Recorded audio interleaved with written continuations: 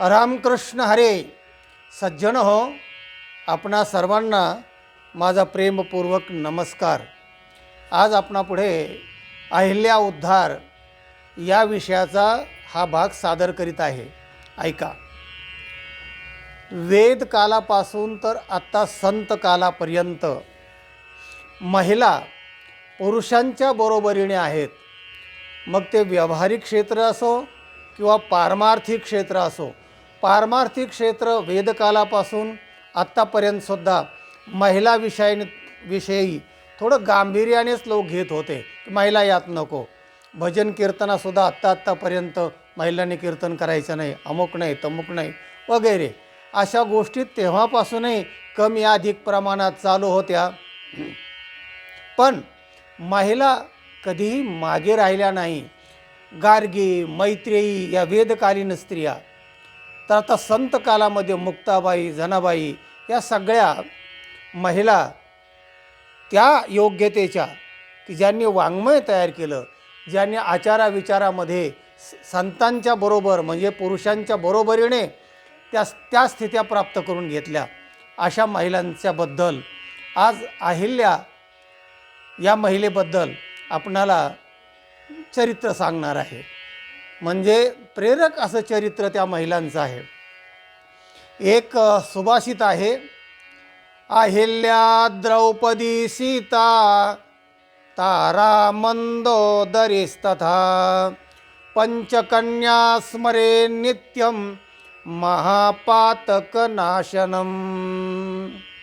जेव्हा जेव्हा सगळ्या शास्त्रामध्ये, पुराणामध्ये, वेदकालापासून तर आत्तापर्यंतचे जेव्हा जेव्हा नोंदी घेतल्या गेल्या परमार्थामध्ये, तेव्हा महिलांच्या पण नोंदी घेतल्या गेल्या की त्यांची योग्यता कशी आहे.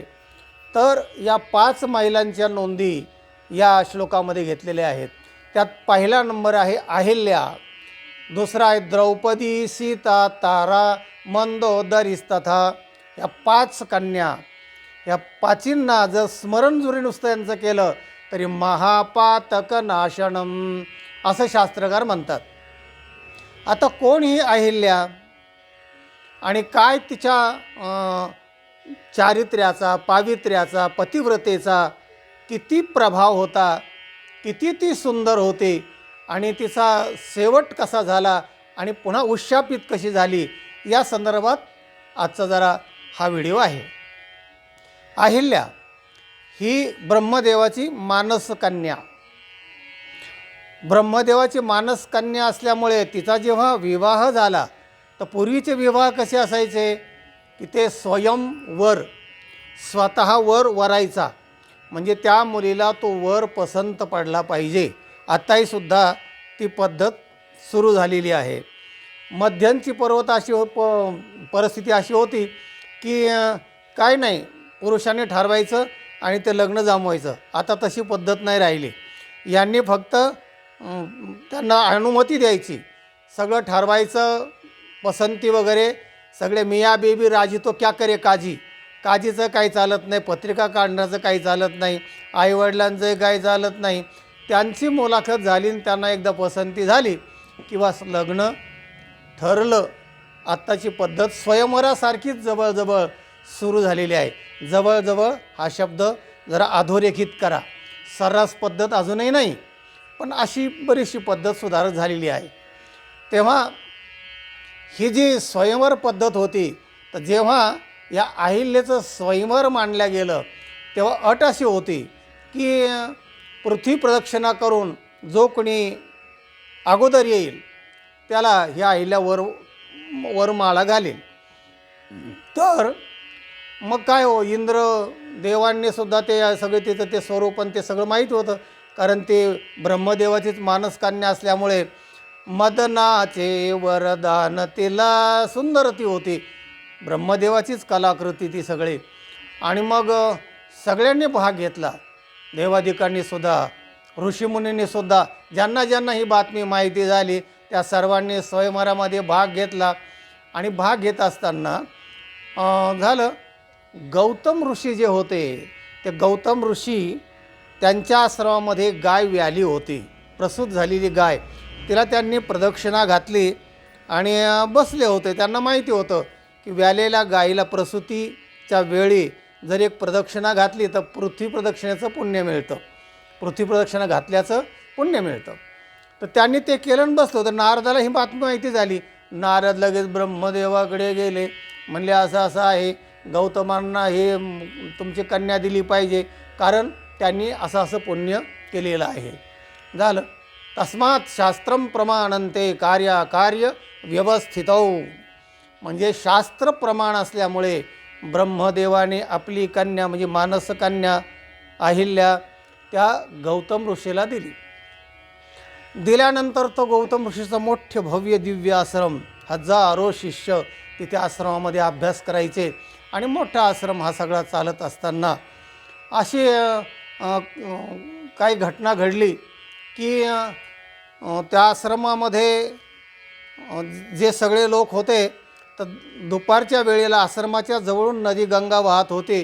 तर ते गौतम ऋषी नदीला स्नानासाठी गेले आणि ती वेळ साधून त्या इंद्राने गौतमाचं रूप घेतलं, म्हणजे त्या अहिल्याच्या पतीचं रूप घेतलं आणि तिथे आला आश्रमामध्ये. आता हिला काही माहिती नाही आहे, तिला वाटलं पतिदेवच आहेत म्हणून काय वगैरे. तर मग त्या गौतमाने म्हणजे इंद्र रूप धारण केलेल्या गौतमाने तिला इच्छा प्रगट केली आणि ते इच्छा प्रगट केल्यानंतर हे पतीचं कर्तव्य आहे. आणि ती म्हणली, अहो आता वेळ काय आहे, काय तुम्ही मागताय काय ते म्हणला ते काय नाही, पतीचा स्वधर्म आहे आणि पत्नीचा स्वधर्म आहे, तर पत्नीने पतीचा स्वधर्म इच्छा पूर्ण करायची असते असं धर्मशास्त्र आहे. त्याने तिला भाग पाडलं आणि ती त्याप्रमाणे त्याच्या आहारी गेली आणि झालं. आणि हे सगळं क्रिया उरकल्यानंतर जेव्हा हा इंद्र आश्रमाच्या बाहेर पडणार तेव्हा मूळचे ते गौतम ऋषी स्नान करून परत आले आणि बरोबर त्या आश्रमाच्या दारामध्ये त्यांची भेट झाली. अरे बापरे, कोण काय विचारलं की त्या लगेच लक्षात आलं, त्यांच्या अंतर्ज्ञानी असतात. गौतम ऋषीने ओळखलं की अरे हा इंद्र दिसतो आहे, हा इंद्र आहे. आणि मग त्याला समजल्यानंतर तो संतप्त झाला. असा भडकला त्या इंद्रावर की अरे लाचारा, कामांधा, कामातुरा न भयम न लज्जा. अरे स्वर्गामध्ये काय अप्सरा आणि हे सगळ्या मेनका उर्वशी ह्या सगळ्या तुझ्या दाशा इतक्या सुंदर असताना आणि ती इंद्राणी असताना सगळ्या तिथे भोग असताना तुला हे असं काय सुचलं हे पापकर्म. तेव्हा तो हे पापकर्म केलं आहेस, तुला याचं प्रायश्चित्त म्हणून तुला मी आता शाप देत आहे. आणि मग त्याने भयंकर शाप दिला. तो म्हणलं तुझं जे उर्षण आहे ते तात्काळ गळून पडेल आणि तू शंड होशील. तेव्हा हा भयंकर शाप, तो इंद्र थरथर कापायला लागला, हात जोडले लागले आणि तुझ्या अंगाला भगे पडतील, 1000 भगे पडतील. काही कालांतराने ते भगे नीट झाल्यानंतर हे झाल्यानंतर मग ते उरण राहिले म्हणजे जखमा राहिल्या. तर त्या डोळ्यासारख्या त्या जखमा, म्हणून त्या इंद्राला सहस्त्रचक्षू असंही म्हणतात. म्हणजे 1000 डोळे त्याला आहेत पण ते उरण आहेत, ते काही खरोखरचे डोळे नाहीत. असो, शाप दिला त्या इंद्राला गौतमाने. आणि मग लगेच इकडे वळले अहिल्याकडे. म्हणले चांडाळणी, आश्रमात राहून तुला हे काय सुचलं आहे तो, आणि हे जो ते कृत्य केलं आहेस ना, हे पतिव्रता स्त्रिया आहेत ना, ज्या सालस स्त्रिया आहेत ना, त्यांना हे लाजवणारे तू कर्म केलं आहेस. तर तुझ्या या कर्माचं प्रायश्चित्त म्हणून तुला ही मी शाप देतो आहे. तो तत्काळ शिळा होऊन इथे पडशील असा त्याला शाप दिला. ती हात जोडून थरथर कापायला लागली. महाराज म्हणाले, यात माझा काहीच दोष नाही आहे. तुमचं रूप घेऊन तो इंद्र आला आणि मला हे काही माहीत नसताना माझा यात हेतू काहीच वाईट नव्हता, तेव्हा मी होऊन हे कृत्य केलेलं नाही, हे चुकून घडलेला अपराध आहे. तेव्हा हे अज्ञात पातक आहे, ज्ञात पातक नाही आहे. ते काही असू दे म्हणाले, तुला शाप दिला आहे. म्हणले शाप ठीक आहे, पण तुम्ही आता क्रोधिष्ट आहात, पण मला उशाप तरी द्या. आणि मग त्या अहिल्याला गौतमाने उशाप दिला की म्हणाले, जेव्हा प्रभू रामचंद्र इकडे सीतेच्या स्वयंवरासाठी जातील ना विश्वामित्रासह, तेव्हा ते याच वनातून जातील आणि त्यावेळी प्रभू रामचंद्राचा पदस्पर्श तुला झाला शिळेला की तुझा उद्धार होईल. आणि त्याच वेळेला विश्वामित्र आणि प्रभू रामचंद्र त्या रस्त्याने चालले होते आणि ही कथा विश्वामित्राने प्रभू रामचंद्राला सांगितली. म्हणजे प्रभू, हा गौतमाचा आश्रम, किती भयानक परिस्थिती झालेली आहे. कुठे तो गौतम, काय तो आश्रम होता, आता स्मशान झालेला आहे आणि अशी घटना घडलेली आहे. आणि ही जी शिळा आहे ना, तर ही शिळा तेव्हापासून तुमच्या पदस्पर्शाची वाट पाहत आहे. तेव्हा कृपा करून या अहिल्येला, म्हणजे शिळारूपी अहिल्येला आपण पदस्पर्श करा आणि हिला मुक्त करायचा, उद्धार करा. प्रभूला ही सगळी हकीकत सांगितल्यावर प्रभू रामचंद्राने त्या शिळेला पदस्पर्श केला, अहिल्येचा उद्धार झाला. पुंडलिक वरदा हरी विठ्ठल, श्री ज्ञानदेव तुकाराम. संतांनी असं म्हटलंय, शिळा होते मुक्त केली.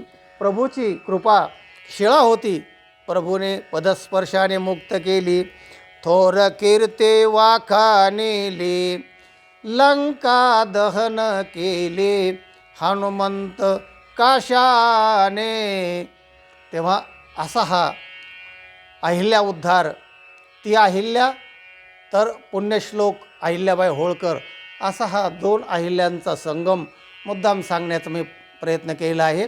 अशा ज्या पतिव्रता आहेत त्यांचं चरित्र कानाने जरी ऐकलं ना तरी आपलं मन पवित्र होतं, ऊर्जा मिळते, प्रेरणा मिळते.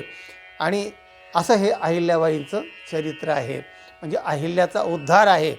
तेव्हा या पतिव्रतेंचा जो श्लोक आहे मी पहिला म्हटलेला, पुन्हा एकदा ऐका. अहिल्या द्रौपदी सीता तारा मंदोदरीस्तथा, पंचकन्या स्मरे नित्यम महापातक नाशनम. या 5 कन्यांचं स्मरण केलं तर महापातकाचा नाश होतो, आपलं जीवन आनंदमय, मंगलमय, पवित्र होतं. असा हा व्हिडिओचा तात्पर्य अर्थ आहे. हा व्हिडिओ इतरांना पाठवा, लाईक करा आणि ज्यांनी चॅनलला सबस्क्राईब केलेलं नाही त्यांनी जरूर सबस्क्राईब करा. ऐकत रहा, ज्ञान वाटीत रहा, आनंदी रहा. रामकृष्ण हरी.